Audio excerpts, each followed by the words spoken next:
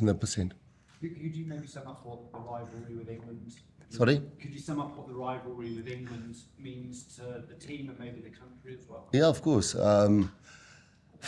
I can remember when I was playing, we were going for 17 matches in a row.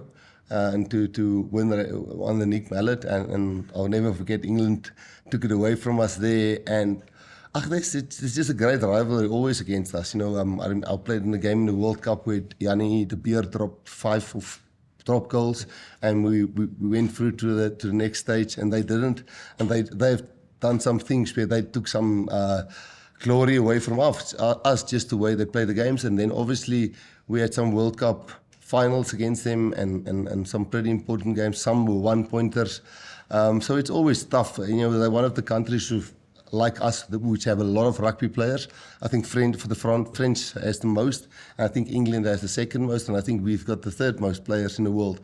So the strength in their numbers is really good. And then the money in the Premiership where some of our players play.